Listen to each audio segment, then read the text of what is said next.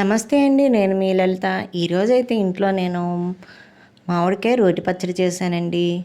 Taste అయితే అదిరిపోతుందనమాట. చాలా బాగుంటుంది. ముందుగా అయితే మామిడికాయ రోటి పచ్చడికి నేను 3 మామిడికాయలు శుభ్రంగా కడిగేసి ఆరబెట్టిన కాయలు తీసుకున్నానండి. వాటికి పైన పీల్ అయితే పూర్తిగా తీసేసుకుంటున్నాను. 3 మామిడికాయలకి ఇలా పీల్ అయితే తీసేస్తున్నానండి. ఈ మామిడికాయల్ని ఇప్పుడు చిన్న ముక్కల కింద కోస్తున్నానండి.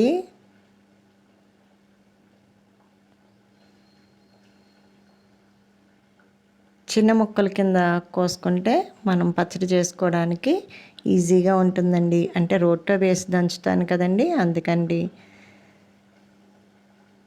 ముక్కలు కోసుకొని పక్కన పెట్టుకున్న తర్వాత 1 టీ స్పూన్ మెంతులు దోరగా వేయిస్తున్నానండి. డ్రైగానే వేయించుకుంటున్నాను.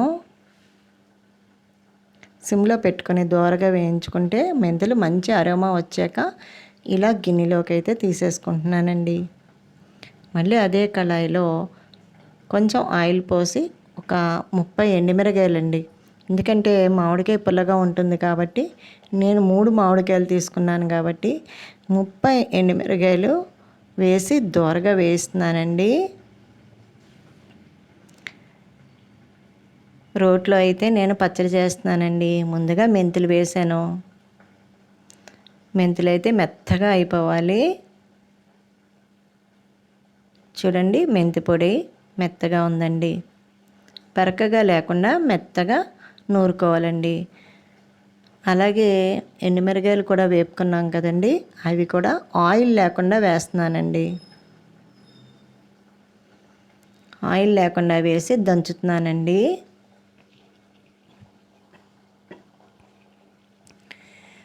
రోలు అవైలబుల్గా లేని వాళ్ళు మిక్సీ జార్లో కూడా వేసుకోవచ్చు.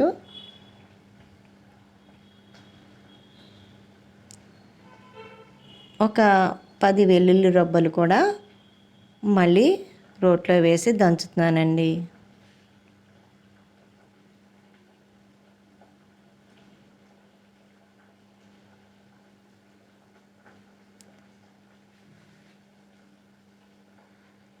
రుచికి తగినంత ఉప్పు కూడా యాడ్ చేస్తున్నాను. మీరు పచ్చడంతా అయిపోయిన తర్వాత కూడా రుచి చూసుకొని ఉప్పు సరి చేసుకోవచ్చండి.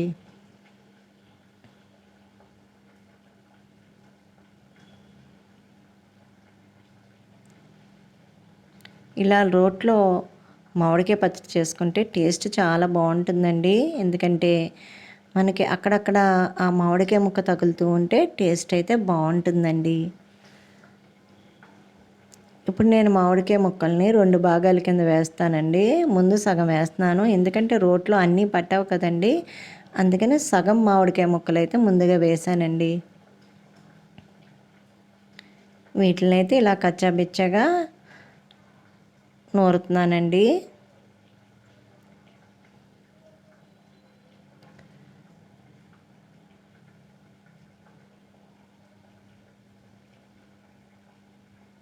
ఎందుకంటే మామిడికాయ ముక్కలు తొందరగానే నలిగిపోతాయండి, మెత్తగా ఉంటాయి కదండి. కొంచెం మనం ఇట్లా రోట్లో దంచేటప్పటికి తొందరగానే మెత్తగా అయిపోతాయండి.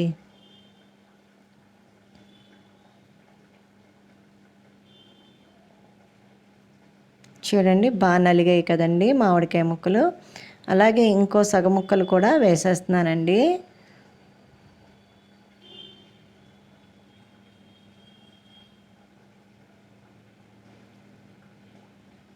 ఇప్పుడు ఇవి కూడా వేసి మెత్తగా దంచుతున్నానండి.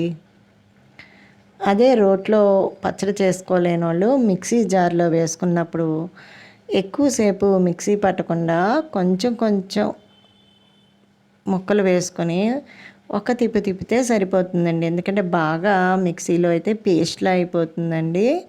అందుకని నేను ఇలా రోట్లో దంచుతున్నానండి. మామిడికాయ రోటి పచ్చడి రోట్లో చేసుకుంటేనే బాగుంటుందండి.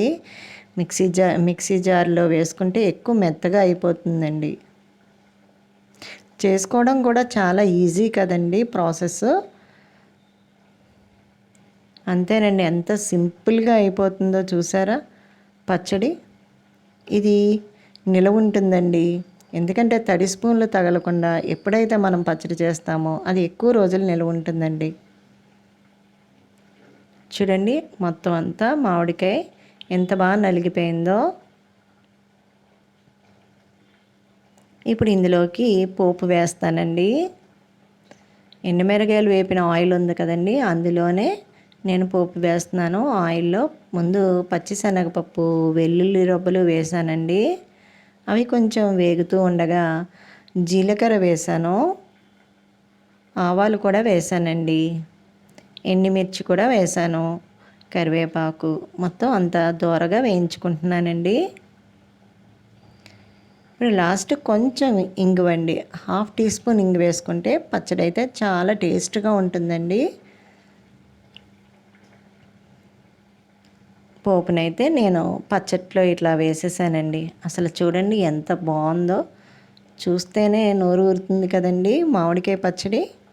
ఇప్పుడంతా కలిసేలా ఇలా కలిపేసుకొని మనం సర్వింగ్ బౌల్లోకి తీసేసుకోవడమేనండి. ఈ మామిడికాయ రోటి పచ్చడి కనుక నచ్చితే నా వీడియో లైక్ చేయండి, షేర్ చేయండి, సబ్స్క్రైబ్ చేయండి, కామెంట్ అయితే ఖచ్చితంగా చేయండి. ఓకే అండి, థ్యాంక్ యూ.